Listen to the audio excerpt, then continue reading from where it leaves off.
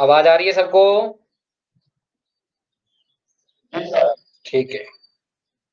चलिए अब अपने शुरू करते हैं आज का टॉपिक अपना विद्युत द्विध्रुव इलेक्ट्रिक डाइपोल। इसको पढ़ते हैं क्या होता है विद्युत द्विध्रुव और इसकी पूर्ण जानकारी लेते हैं। तो द्विध्रुव कहते हैं, मान लिया कि हमारे पास में दो आवेश है। पहला आवेश है हमारे पास में प्लस क्यू और दूसरा हमारे पास में है माइनस क्यू आवेश। तो ये माइनस क्यू आवेश है और ये प्लस क्यू आवेश है। इन दोनों आवेशों के बीच की दूरी जो है वो 2a है, यानी कि इसका जो सेंटर है वो O है और इसके बीच की जो दूरी है, प्रभावी लंबाई जो है इसकी वो 2d या 2a है। ए बी, इस निकाय को विद्युत द्विध्रुव कहते हैं। ये जो निकाय बना है, निर्मित हुआ है, इस निकाय को विद्युत द्विध्रुव कहते हैं। इसका जो नाम रखा गया, क्या नाम रखा गया? विद्युत द्विध्रुव। विद्युत द्विध्रुव, इसको विद्युत द्विध्रुव कहते हैं, इलेक्ट्रिक डाइपोल कहते हैं। सिंपल सी परिभाषा बनती है। क्या परिभाषा है? समान परिमाण एवं विपरीत प्रकृति के आवेश होते हैं जो एक दूसरे से अल्प दूरी पर स्थित होते हैं। तो इस तरह से जो निकाय बनता है, जो सिस्टम बनता है, उस सिस्टम को हम इलेक्ट्रिक डाइपोल या विद्युत द्विध्रुव के नाम से जानते हैं। ये है विद्युत द्विध्रुव। ठीक है। अब हम विद्युत द्विध्रुव की संरचना हमने पढ़ ली कि अल्प दूरी पर रखने पर, ठीक, अल्प दूरी पर रखने से निर्मित निकाय को हम क्या कहते हैं? विद्युत द्विध्रुव कहते हैं। इसका जो मध्य बिंदु है उसको O से दिखा गया है और इनके बीच की दूरी जो है वो 2d ली जाती है। 2d, दोनों के बीच की दूरी 2d ली जाती है। 2d इसलिए लेते हैं कि आगे की जो गणनाएं होती हैं उनको आसानी से कर सकें। इसके बजाय आप d भी ले सकते हो, तो आधी दूरी कितनी हो जाएगी? d/2 हो जाएगी, उससे गणना करेंगे अब। तो ये है विद्युत द्विध्रुव। उदाहरण के लिए नेचुरल फॉर्म में जो जो हमारे पास में, ये अगर मैं आपको कहूं एग्जांपल अगर हम यहाँ पर लेते हैं, तो हमारे पास एग्जांपल है HCl। जाना पहचाना नाम है HCl, हाइड्रोक्लोरिक अम्ल आपने पढ़ा होगा HCl। अगर मैं HCl की संरचना बनाऊं तो H प्लस और Cl माइनस बनेगा। H प्लस और Cl माइनस बनेगा। तो H प्लस और Cl माइनस के बीच में अल्प दूरी होती है, जिसके कारण ये द्विध्रुव बन गया। तो इसके ऊपर प्लस और इसके ऊपर माइनस, दोनों परिमाण में बराबर है, प्रकृति में विपरीत आवेश है दोनों के ऊपर। इस प्रकार से ये जो निर्मित निकाय है, इस निकाय का क्या नाम रखा गया? विद्युत द्विध्रुव नाम रखा गया। ये द्विध्रुव है। ठीक है। इसी तरह से अगर मैं बात करता हूँ NaCl, NaCl भी एक क्या है? विद्युत द्विध्रुव है, क्योंकि इसके अंदर भी क्या बनेगा? Na प्लस और Cl माइनस, Na प्लस और Cl माइनस बनेगा। तो इस तरह से हम इसको भी द्विध्रुव कहते हैं। ठीक है। बहुत सारे हैं, इस तरह से आप बहुत सारे द्विध्रुवों को जानते हो। और इसी प्रकार से हमारे पास में क्या होता है, जिनके अंदर यानी दो आवेशों का निकाय बन जाता है, विपरीत प्रकृति के आवेशों का निकाय बन जाता है, उसको हम द्विध्रुव के नाम से जानते हैं। ठीक है। तो ये प्राकृतिक द्विध्रुव है। एक आपके पास HCl है, एक आपके पास NaCl है, KCl है, बहुत सारे होंगे। ऐसे बहुत सारे आपके पास में जो प्राकृतिक द्विध्रुव होंगे उनको अपने लिख सकते हैं। ठीक है। केमिस्ट्री के अंदर आप लोगों ने द्विध्रुव को पढ़ा है। अब मैं कह रहा हूँ द्विध्रुव क्या है, उसकी परिभाषा मैंने आप लोगों को बता दी, समझ में आ गया होगा। परिभाषा को मैं एक बार फिर से रिपीट कर देता हूँ कि दो समान परिमाण एवं विपरीत प्रकृति के आवेशों को अल्प दूरी पर रखने से निर्मित निकाय को विद्युत द्विध्रुव कहते हैं। ठीक है। बिल्कुल सिंपल सी परिभाषा है, अपनी भाषा के अंदर लिखनी है अपने को कि दो समान परिमाण एवं विपरीत प्रकृति के आवेशों को अल्प दूरी पर रखने से निर्मित निकाय को विद्युत द्विध्रुव कहा जाता है। चलिए अब इसके अंदर दूसरी परिभाषा, दूसरी जो परिभाषा हमारे पास में आती है, दूसरा जो इसके अंदर कंसेप्ट आता है वो हमारे पास आता है द्विध्रुव आघूर्ण। दूसरा कॉन्सेप्ट इसी का, द्विध्रुव आघूर्ण। द्विध्रुव आघूर्ण,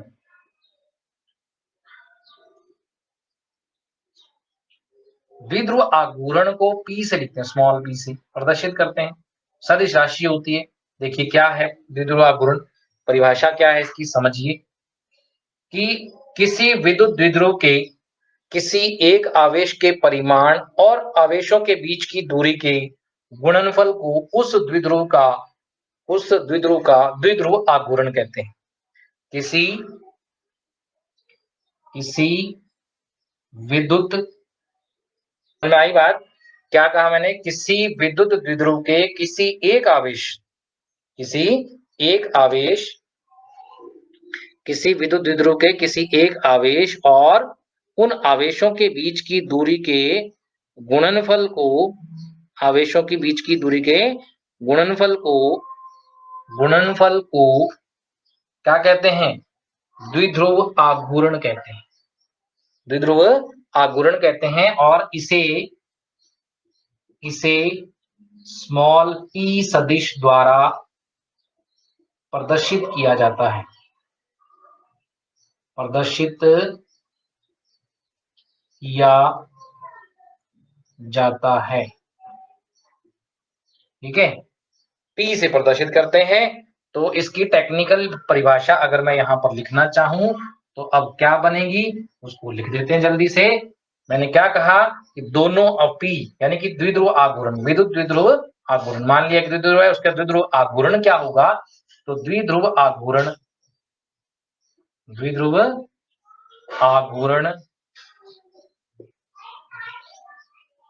P, द्विध्रुव आघूर्ण P वेक्टर बराबर एक आवेश का परिमाण तो Q इंटू दोनों आवेशों के बीच की दूरी तो इंटू 2D, ये बन गया 2D। ये सदिश दूरी होती है, ये विस्थापन होता है। मैं अभी आपको बताऊंगा कि ये हमारे पास में आ गया द्विध्रुव आघूर्ण। किस तरह से इसकी दिशा निकालते हैं उसको भी अभी चर्चा करेंगे। तो ये है विद्युत द्विध्रुव आघूर्ण। विद्युत द्विध्रुव आघूर्ण का मात्रक क्या होगा? ठीक है, अब इसका मात्रक पढ़ते हैं। मात्रक यूनिट क्या होगी? तो P बराबर क्या है अपने पास? Q इंटू 2D है। तो Q का मात्रक होता है कूलाम, D का मात्रक होता है मीटर, तो कूलाम इंटू मीटर इसका मात्रक बन गया। इसका एक और मात्रक होता है, मात्रक इसका क्या होता है? डिबाई होता है। कई बार यहाँ पे डिबाई भी लिखा हुआ मिलेगा आपको। तो P का मात्रक क्या बना? Coulomb into metre. अब इसकी विमा लिख देते हैं फटाफट से। तो इसकी विमा क्या होगी? सबको निकालनी आती है विमा। कूलाम इंटू मीटर लिखा हुआ है, तो P बराबर है कूलाम। कूलाम की विमा क्या होती है? E1 T1, और मीटर की विमा क्या होती है? L1। तो ये हमारे पास बन गया M0 L1 T1 A1, ये इसका विमीय सूत्र है P का। ठीक है, ये आ गया आपका विमीय सूत्र। अब देखते हैं द्विध्रुव आघूर्ण की दिशा किधर होती है, उसको पढ़ लेते हैं फटाफट से। द्विध्रुव आघूर्ण की दिशा कहां से कहां तक होती है उसको देखते हैं। द्विध्रुव आघूर्ण की दिशा इंपॉर्टेंट चीज है। द्विध्रुव आघूर्ण की दिशा, इसको निकालते हैं अपने भी। ठीक है, द्विध्रुव आघूर्ण की दिशा को कैलकुलेट करते हैं। ठीक है, तो द्विध्रुव आघूर्ण की दिशा, तो द्विध्रुव आघूर्ण की दिशा कैसे आती है? देखो, मैंने आपको एक बात कही थी कि एक परमाणु है, मैं कॉन्सेप्ट बता रहा हूं। एक परमाणु है, परमाणु के अंदर बीच में क्या होगा? नाभिक, और नाभिक के चारों ओर कौन घूम रहे होंगे? इलेक्ट्रॉन चक्कर काट रहे होंगे, है ना। नाभिक के चारों ओर कौन चक्कर काटते हैं? इलेक्ट्रॉन। तो प्रिय विद्यार्थियों, अगर आप देखोगे तो इन दोनों का अगर मैं सर्कुलेशन यानी कि इनकी वृत्तीय गति का केंद्र देखूं, इलेक्ट्रॉन और धनावेश, धनावेश केंद्र उसके अंदर ही पड़ा है केंद्र में, तो उसका भी केंद्र वहीं पर है, और इलेक्ट्रॉन का जो वृत्ताकार पथ है उसका केंद्र भी वहीं पर है। यानी दोनों के केंद्र एक ही हैं। इसका मतलब दोनों के केंद्र एक ही हैं, तो इसको अध्रुवीय अणु कहा जाता है या अध्रुवीय परमाणु कहते हैं। अगर मैं इसके ऊपर एक विद्युत क्षेत्र लगा दूं, ध्यान से देखना, अगर मैं इसके ऊपर बाहर से एक विद्युत क्षेत्र लगा दूं तो ये विद्युत क्षेत्र क्या करेगा? जो इलेक्ट्रॉन है उनको अपनी ओर आकर्षित करेगा। पॉजिटिव जो है वो इलेक्ट्रॉन को आकर्षित करेगा, सीधी सी बात है, और धनावेश को नेगेटिव आकर्षित करेगा। लेकिन आपको बता दूं कि जो नाभिक होता है वो बहुत ज्यादा भारी होता है। नाभिक क्या होता है? भारी होता है। तो नाभिक अपनी जगह से नहीं हिलता है, नाभिक अपने स्थान से नहीं जाता है। तो कौन अपनी जगह से हिलता है? अपनी जगह से हिलता है इलेक्ट्रॉन।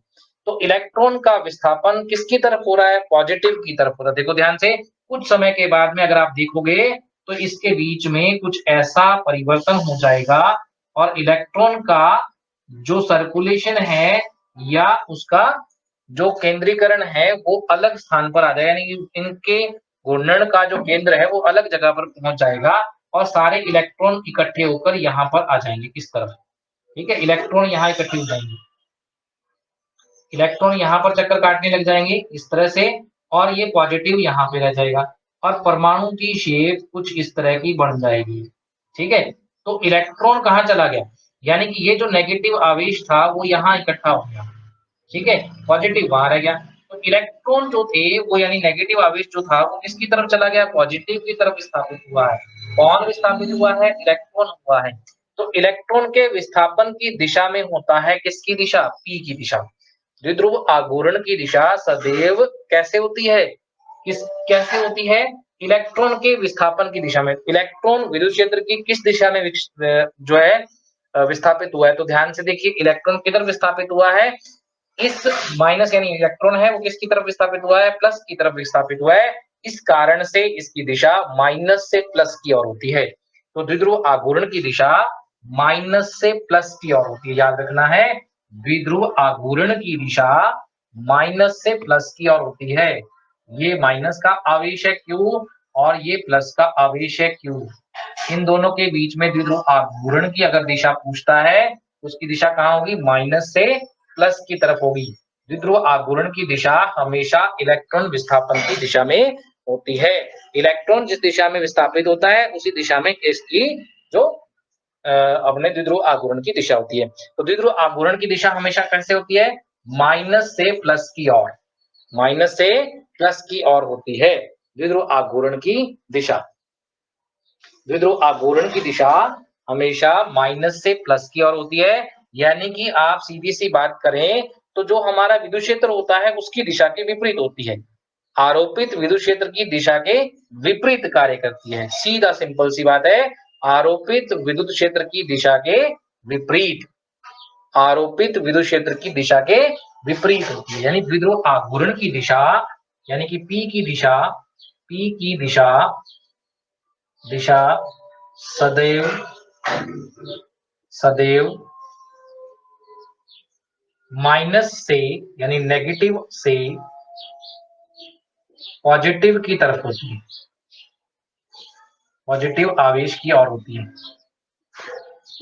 पॉजिटिव आवेश की ओर होती है।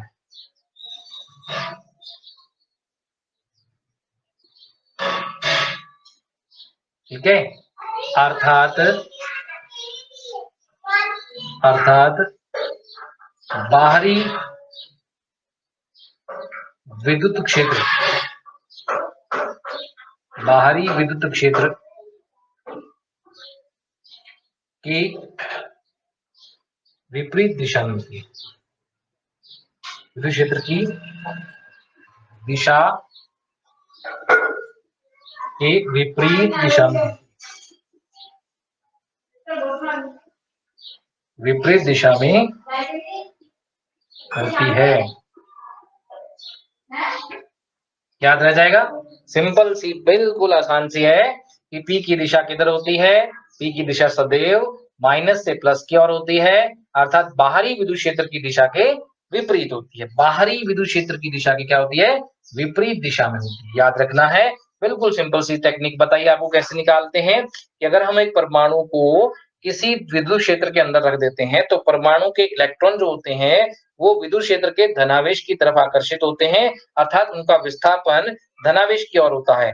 किसकी ओर होता है, धनात्मक प्लेट की ओर होता है, और इस विस्थापन की दिशा ही द्विध्रुव आघूर्ण की दिशा होती है। तो विस्थापन की दिशा कहाँ है, माइनस से प्लस की ओर है, माइनस से प्लस की ओर है, याद रखना है। ठीक है, हाँ, किस किस को समझ में आ गया,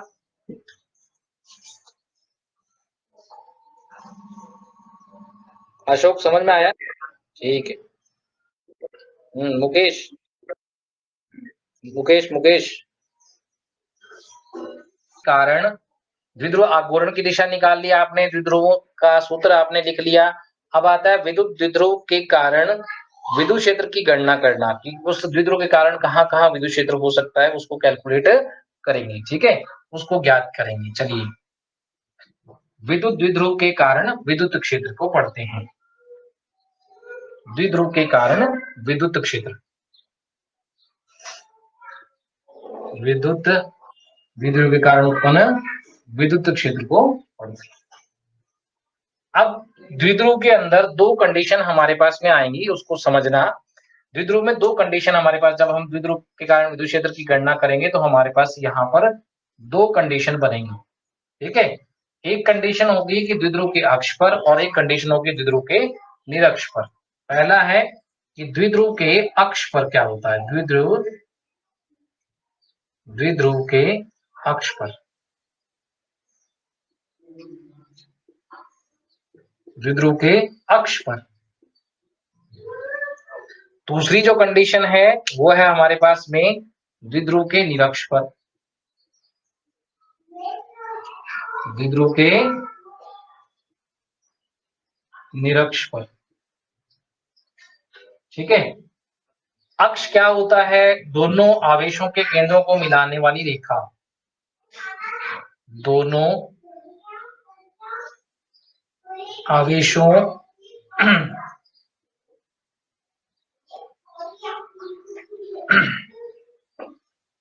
के केंद्रों से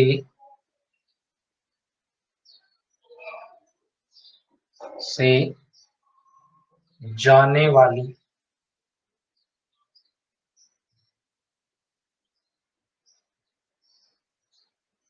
अक्ष को, जाने वाली रेखा को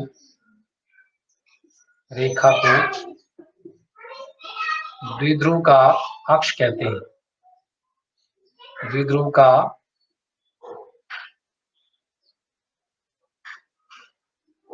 का अक्ष कहते हैं,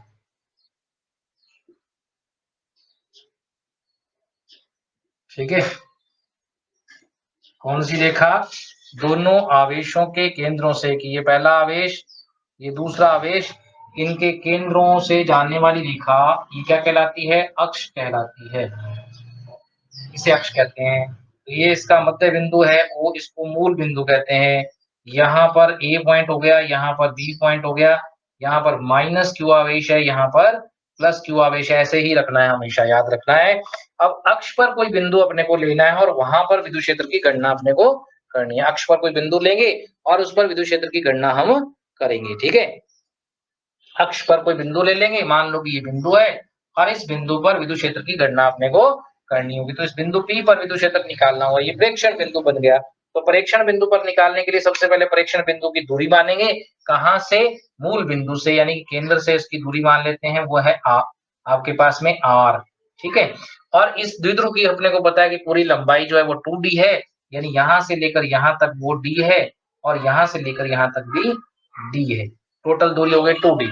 अब मेरे को क्या करना है कि पहले इस आवेश से इसकी दूरी लिखनी है, फिर इस आवेश से इसकी दूरी लिखनी है और फिर हमें विद्युत क्षेत्र का सूत्र लगाना है और अध्यारोपण से हमें विद्युत क्षेत्र की गणना करनी है। ये हमारा होगा द्विध्रुव के अक्ष पर, ठीक है।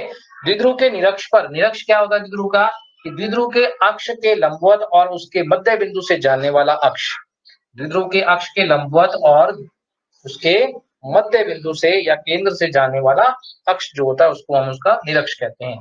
तो किसको कहते हैं निरक्ष, सुन लीजिए ध्यान से। द्विध्रुव द्विध्रुव के मध्य बिंदु, द्विध्रुव के मध्य बिंदु से जाने वाले तथा अक्ष के लंबवत, अक्ष के लंबवत अक्ष को,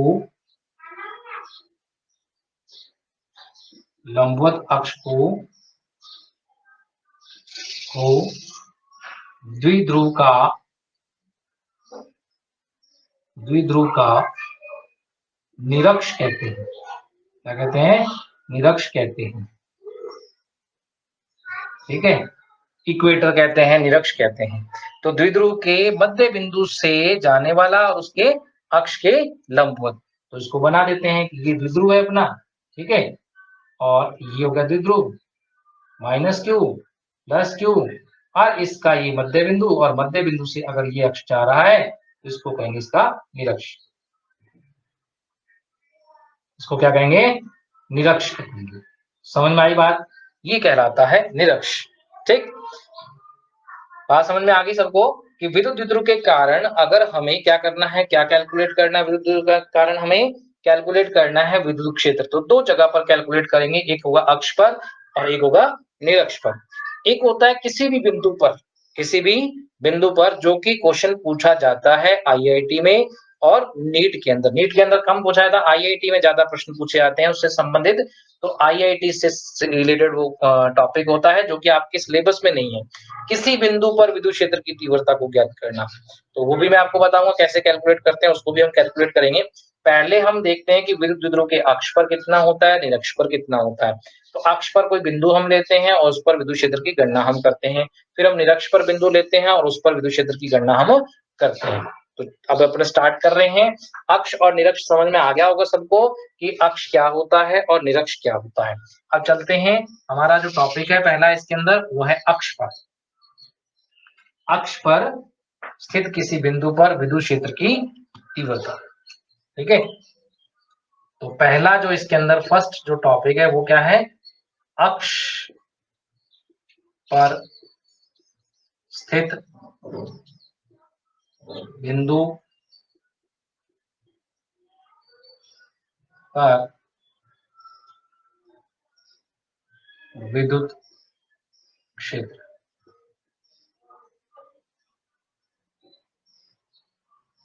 ठीक है, तो मान लेते हैं इसके लिए बहुत सिंपल सा बिल्कुल आसान सा काम है। सबसे पहले हम क्या मानते हैं, एक द्विध्रुव मानते हैं। मान लेते हैं हम एक द्विध्रुव हमारे पास में चित्रानुसार वो अपने को दिया गया है और उसके अक्ष पर एक बिंदु दिया होगा। ठीक है, मान लेते हैं, माना एक द्विध्रुव जिसकी प्रभावी लंबाई 2d और आवेश माइनस क्यू और प्लस क्यू है, चित्रानुसार दिए गए।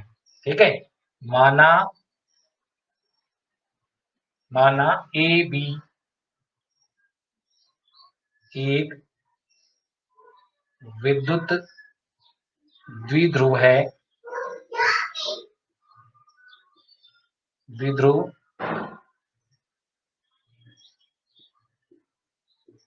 दिया गया है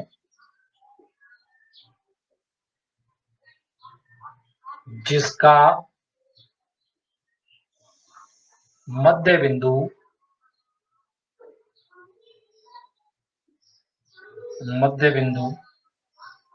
O है तथा प्रभावी लंबाई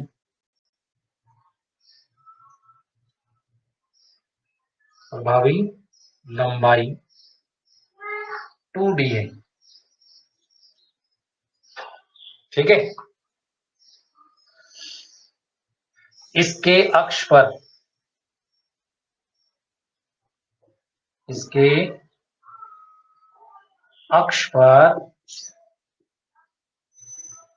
केंद्र O से स्मॉल r दूरी पर स्थित किसी बिंदु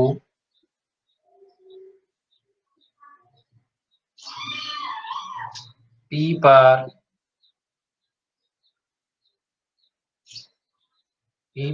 इसके कारण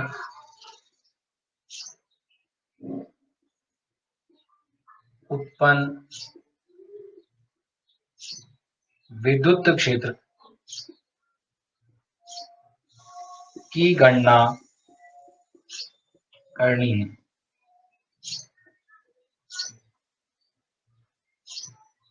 ठीक है,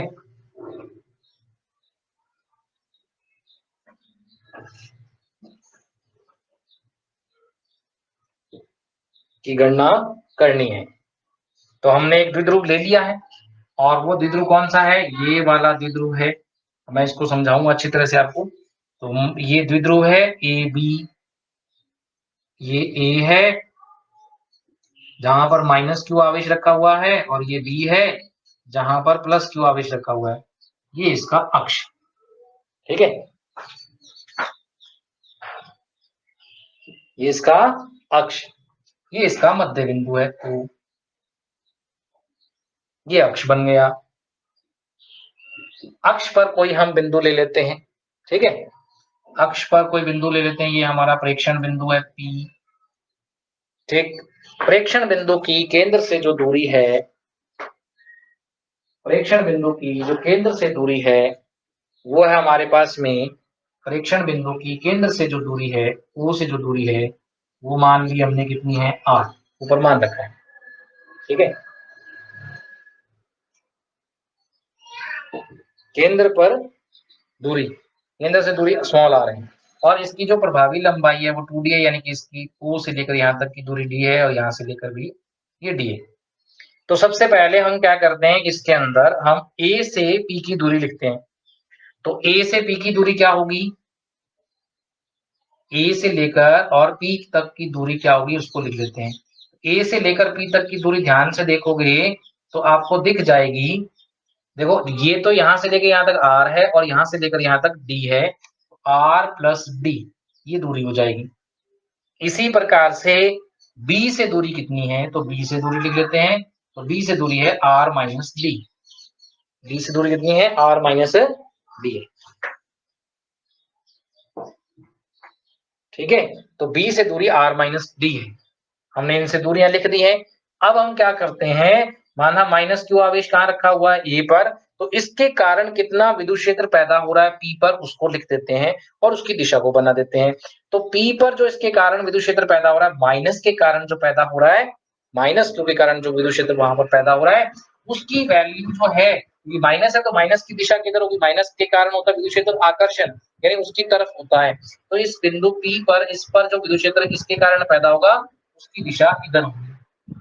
ठीक है, इसको लिख लेता हूं ई ई, क्योंकि ए वाले पॉइंट ने लगाया है तो ई ए वेक्टर लिख देता हूं। इसी प्रकार से बी पर जो आवेश पड़ा है वो विद्युत क्षेत्र पैदा करेगा, उसकी दिशा बाहर की तरफ होगी, पॉजिटिव है उससे दूर की तरफ होती है, तो यहाँ पर जो विद्युत क्षेत्र इसके द्वारा पैदा होगा वो होगा अपने पास में ईबी। ठीक है, तो अब अपने को ईए और ईबी का मान अपने को विद्युत क्षेत्र की परिभाषा से लिखना है।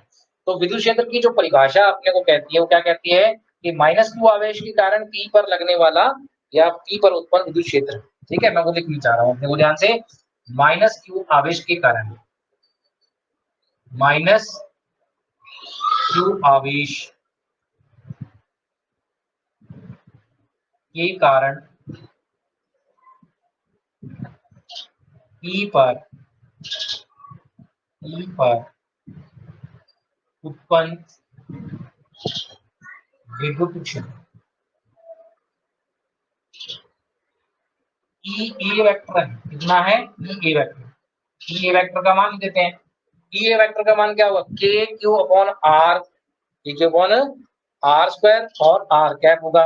दिशा किधर आएगी उसकी इसकी तरफ है, पी से डी की तरफ उसकी दिशा है, उसकी दिशा किधर है, पी से ए की तरफ उसकी दिशा है। तो हम लिखेंगे के क्यू बटा दूरी कितनी है, ए से पी तक की दूरी कितनी है, ए से लेकर पी तक की दूरी r plus d, r plus D का होल स्क्वायर इनटू किधर दिशा है उसकी, पी से ए की तरफ है, तो पी ए कैप लिखेंगे। क्या लिखेंगे, पी ए कैप। एक नंबर समीकरण इसको दे देंगे। ठीक है, इसी प्रकार से, इसी प्रकार से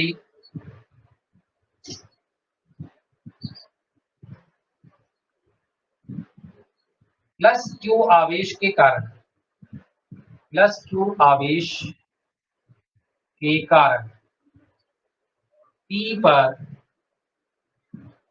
विद्युत क्षेत्र ई बी वेक्टर बराबर के क्यू बटा आर माइनस डी, क्योंकि इससे दूरी कितनी है उसकी, आर माइनस डी है।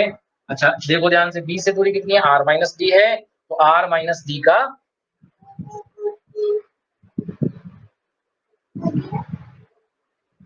आर माइनस डी का स्क्वायर,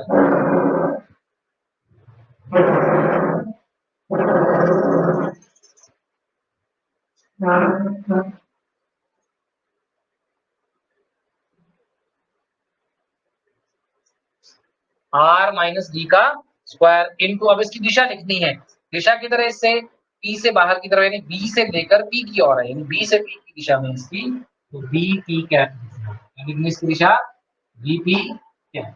ये हो गया 2 नंबर। क्लियर हो गई? दोनों की दिशाएं हमने लिख दी। अब अपने को लिखना है, अब अपने को करना है कि अब इसका जो कुल विद्युत क्षेत्र कितना होगा, यानी P पर टोटल विद्युत क्षेत्र कितना पैदा होगा। तो P पर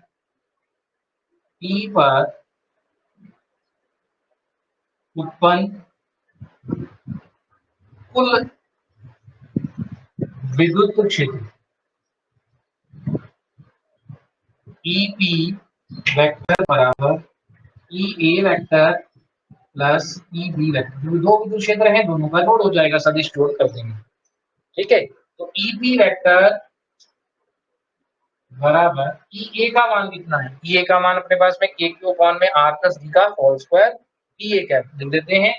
तो KQ बटा में R प्लस D का होल स्क्वायर और क्या लिख दिया EE कैप प्लस EB का मान कितना है KQ बटा में R माइनस D का होल स्क्वायर और लिख देते हैं DE कैप। ये हो गया, समझ गए? ये बन गया अपने पास में किसका मान बन गया, कुल विद्युत क्षेत्र का मान बन गया। इस तरह से अपने टोटल विद्युत क्षेत्र को कैलकुलेट कर लेते हैं। आप ये आगे सॉल्व करेंगे इसको और, ठीक है। तो ध्यान से देख लीजिए, सबसे पहले क्या करना है, अक्ष पर स्थित किसी बिंदु पर विद्युत क्षेत्र की तीव्रता अपने को ज्ञात करनी है। तो इसके लिए सबसे पहले हम मान लेते हैं कि माना EB एक विद्युत द्विध्रुव है जो दिया गया है, माना EB एक विद्युत द्विध्रुव दिया गया है जिसका मध्य बिंदु O है तथा प्रभावी लंबाई 2D है। इसके अक्ष पर केंद्र O से R दूरी पर स्थित किसी बिंदु P पर इसके कारण उत्पन्न विद्युत क्षेत्र की गणना करनी है। ठीक है, इसके लिए हमने क्या किया, सबसे पहले ये डायग्राम बना दिया।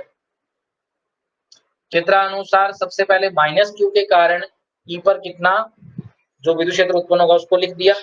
फिर इसी प्रकार से प्लस Q के कारण कितना विद्युत क्षेत्र उत्पन्न होगा उसको भी हमने लिख दिया।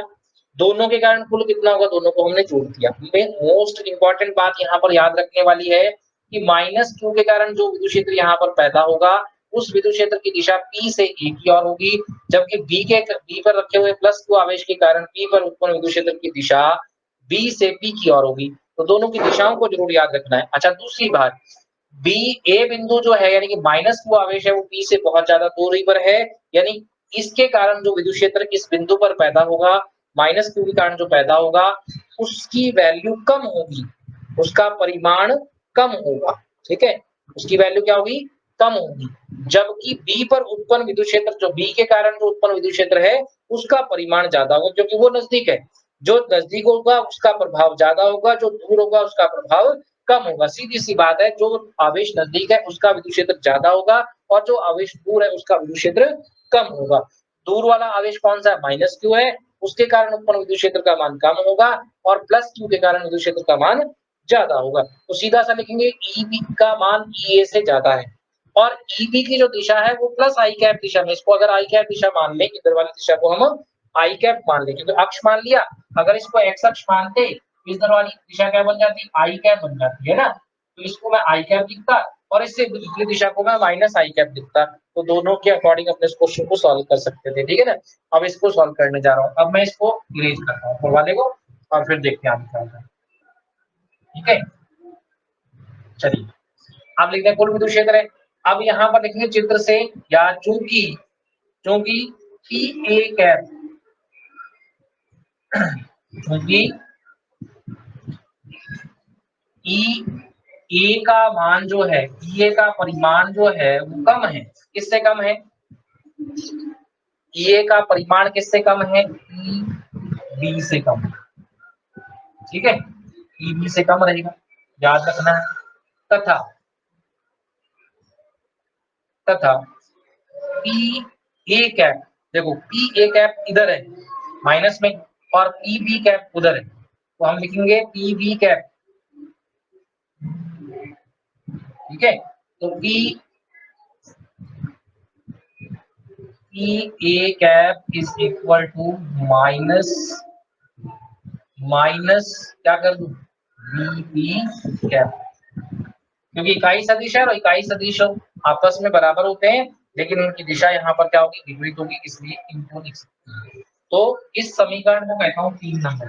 तो समीकरण 3 से, समीकरण 3 से अब मैं समीकरण 3 का उपयोग करता हूं। देखो ध्यान से क्या आता है अपने पास में, सॉल्व करते हैं और आंसर आ जाएगा अपने पास। तो कुल विद्युत क्षेत्र ईपी वेक्टर बराबर होगा अपने पास, ईपी वेक्टर बराबर होगा अपने पास A Q by R plus D का होल स्क्वायर, और इसकी जगह पर पी ए की जगह पर minus B P cap plus A Q बटा बी आर माइनस डी का होल स्क्वायर, और इसकी जगह पर बी पी कैप लिखना है। अब इसको थोड़ा सॉल्व करते हैं। ए क्यू कॉमन है दोनों में, बाहर लिख लेते हैं। बीपी कैप भी कॉमन है, उसको भी बाहर लिख लेते हैं। यहाँ बचेगा माइनस 1 बटा में आर प्लस बी का होल स्क्वायर, प्लस यहाँ पर क्या बचेगा ए क्यू अपॉन में आर माइनस बी का होल स्क्वायर, और साथ में आएगा बीपी कैप। ठीक है, यह जाएगा। अब इसको हल करते हैं, सॉल्व कर लेते हैं। ठीक है, अब अपने इसको सॉल्व कर लेते हैं। क्या किया हमने, के क्यू को कॉमन ले लिया, कॉमन लेके और उसको लिख दिया। ठीक, कॉमन लेके लिख दिया। अब के क्यू कॉमन आ गया तो ये माइनस में हो गया, ये प्लस में होगा। थोड़ा इसको रीअरेंज कर देते हैं और इसको सॉल्व करते हैं। क्या आता है देखते हैं।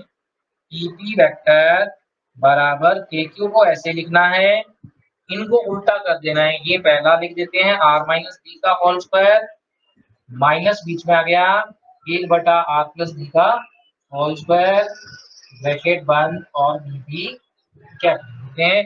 अब इस प्रश्न का आंसर बहुत बड़ी आसानी से आ जाएगा, अपना डेरिवेशन सॉल्व हो जाएगा।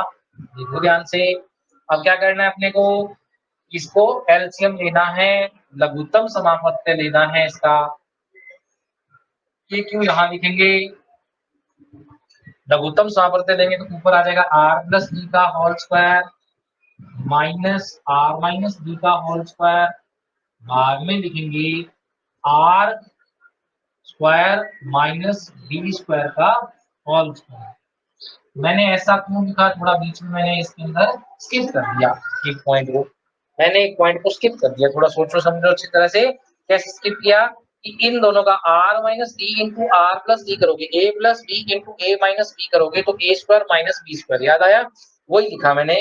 Are minus D into R plus D करेंगे तो R square minus B square बनेगा, वो मैंने वहां पर लिख दिया। और उसके ऊपर होल स्क्वायर है तो ऊपर होल स्क्वायर वैसे का वैसा पड़ा रहेगा। ठीक है, अब हम देखते हैं, इसको सॉल्व कर लेते हैं, इसको ओपन करते हैं। क्या बनता है देखिए, के क्यू ओपन किया इसको, R square plus B square plus two R D minus R square minus B square plus 2rd। ठीक है, बाद में क्या आ जाएगा आपके पास, R square minus B square का होल स्क्वायर आ जाएगा, और बीपी कैप। ठीक है, यहाँ पर क्या आ जाएगा, बीपी कैप आ जाएगा।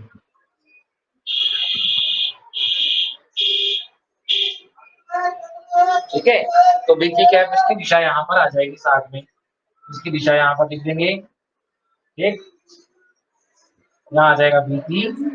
अच्छा, अब देखो ये आर स्क्वायर से आर स्क्वायर कट गया, डी स्क्वायर से डी स्क्वायर कट गया, तो देखिए क्या बन गया, ए क्यू यही रहेगा, 2rd प्लस 2rd 4rd हो जाएगा, divide by R square minus D square का होल स्क्वायर बन जाएगा। ठीक है, और बीपी कैप साथ में आ जाएगा।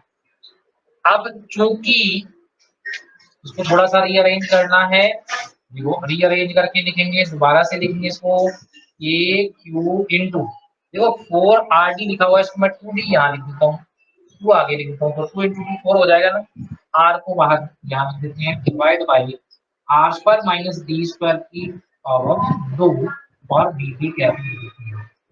ठीक है, तो Q इंटू टू डी क्या होता है, Q इंटू टू डी को हम P कहते हैं, पीछे पढ़ा था अभी हमने, Q इंटू टू डी को P कहते हैं, उसकी जगह पर P लिख देते हैं। ठीक है, और KPR बटा वो वैल्यू बन जाएगी अपने पास में तो इसको देखिए क्या बन जाएगा यहाँ पर, अगर अब हम इसको सॉल्व करते हैं तो E P vector equal to 2 k p r divide by R square minus D square का होल स्क्वायर और dt क्या। अच्छा, अब देखो जरा यहाँ से, अगर मैं आपको एक बात कहूँ कि जो r है वो हमने लिया है, तो r का मान जो है वो बहुत बड़ा है किसके कंपैरिजन में, d के, क्योंकि r बहुत बड़ा है d से, इसलिए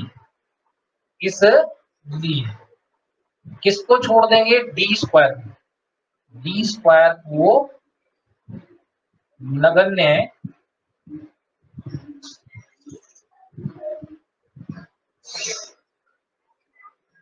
को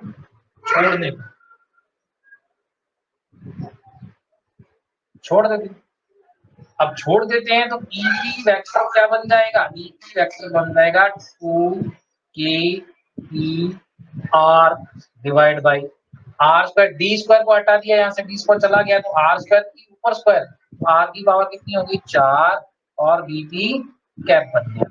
ठीक है, अब एक आर कट जाएगा, ध्यान से देखो, एक आर कट जाएगा, एक आर काट देते हैं तो 3 रह जाएंगे यहाँ पर, तो ईपी का मान कितना बन गया, ईपी बराबर बन गया 2 kp बाय आर क्यूब और डीपी कैप, ये बन गया इसकी दिशा। अच्छा, पी की दिशा किसकी दिशा में होती है, बीपी की दिशा में होती है, तो ये पी परिमाण था और बीपी की दिशा में ही है, प्लस माइनस से प्लस की ओर होती है। तो अगर इसको मैं सदिश रूप में लिखूं तो मैं ऐसे लिखूंगा, EP vector is equal to 2 kp vector divide by are.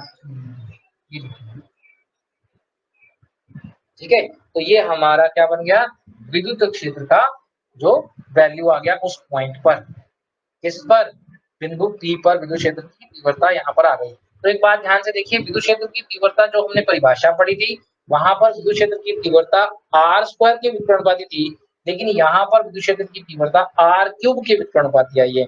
तो प्रश्न ये भी आ जाता है कि ऐसा कोई स्थान है जहां पर विद्युत क्षेत्र की तीव्रता दूरी के घन के व्युत्क्रमणपाती होती है, तो हम लिखेंगे द्विध्रुव होता है, द्विध्रुव के अक्ष और निरक्ष पर विद्युत क्षेत्र की तीव्रता जो होती है वो आर क्यूब के व्युत्क्रमणपाती होती है, आर क्यूब के व्युत्क्रमणपाती होती है। ठीक है ना, समझ में आ गया सबको, हाँ बताइए, समझ में आया।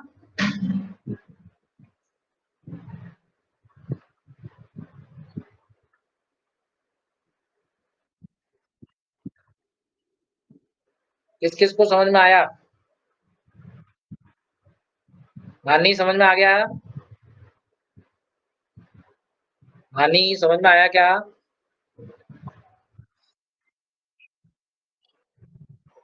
के क्यू की जगह पे के पी क्यों आया, हाँ देखो ऊपर ध्यान से, थोड़ा सा पीछे चलो, Q इंटू टू डी को क्या कहते हैं, Q इंटू टू डी, पीछे मैंने बताया था Q इंटू टू डी को क्या कहते हैं, हम P कहते हैं, Q इंटू टू डी को क्या कहते हैं, P कहते हैं, तो इस P को यहाँ पे लिखेंगे ना, इस Q इंटू टू डी की जगह पर क्या लिख देंगे, ये जो Q इंटू टू डी लिख रहा है इसकी जगह पर हम क्या लिख देंगे, P लिख देंगे। समझ में आई बात, ठीक है ना, Q इंटू टू डी की जगह पर क्या लिख देंगे, P लिख देंगे, तो ये Kp बटा में R क्यूब बन जाए, 2 Kp बटा R क्यूब, ये इसका मान आ जाएगा, ये विद्युत क्षेत्र की तीव्रता है। तो ये विद्युत क्षेत्र की तीव्रता थी, हमने कैलकुलेट कर ली है। अब हम देखते हैं कि इसका जो ये जो आया, इसका जो हम ग्राफिकल रिप्रेजेंटेशन करते हैं, यानी ग्राफ बनाते हैं, आर के साथ में इसका ग्राफ बनाते हैं, तो वो कैसे बनता है, वो ग्राफ बनाते हैं, और इसकी जो दिशा है, यानी बिंदु पी पर उत्पन्न जो विद्युत क्षेत्र की दिशा है वो पी की दिशा में होती है। ठीक है, इसका मतलब पी और ईपी के बीच में जो कोण बनता है वो 0 डिग्री होता है, ये बोर्ड में बहुत बार प्रश्न पूछा गया है। ठीक है, तो यहाँ पर मैं एक लाइन लिख देता हूँ, क्या लाइन लिखते हैं, नोट लगा लेते हैं, नोट लगा लेते हैं, क्या नोट लगाते हैं, अक्ष पर, अक्ष पर विद्युत क्षेत्र ईपी व द्विध्रुव आघूर्ण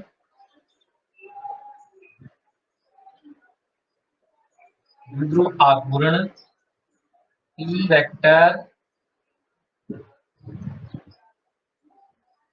वेक्टर दोनों एक ही दिशा में होते हैं, दोनों एक ही दिशा में एक ही दिशा में होती है, अर्थात ईपी व ई वेक्टर की मध्य कोण 0 डिग्री होता है। इंपॉर्टेंट है, 2018 में पूछा गया था ये प्रश्न। ठीक है, ईपी और पी के बीच में कितना कोण होता है? 0 डिग्री होता है, याद रखना है। ठीक है, इसके बाद में इसी के अंदर है विद्युत क्षेत्र की दूरी आर के साथ में चित्रण, ईपी आर ग्राफ।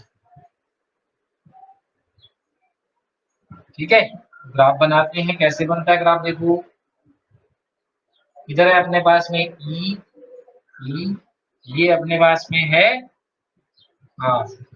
ठीक है, तो ध्यान से देखो, दूरी बढ़ने पर क्या हो रहा है? विद्युत क्षेत्र का मान घट रहा है ना, आर क्यूब के समानुपाती, आर क्यूब के समानुपाती है, इसका मतलब इस तरह से ई समानुपाती 1/r, ऐसा बना। थोड़ा सा ये अक्ष की तरफ और जल्दी से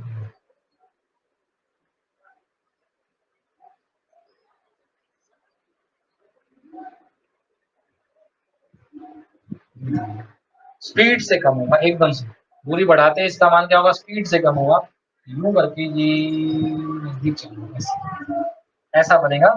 इसकी वैल्यू इस तरह से ग्राफ आपको बन जाएगा, ग्राफ प्लॉट हो जाएगा। ठीक है, तो ये था ग्राफ, ये था हमारे पास विद्युत द्विध्रुव के कारण विद्युत क्षेत्र कहाँ पर? उसके अक्ष पर। तो आज हमने क्या क्या चीजें पढ़ी?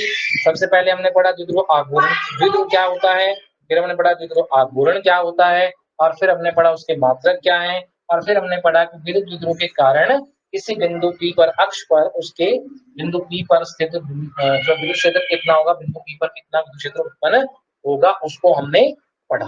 ठीक है, तो ये आज का टॉपिक था। आप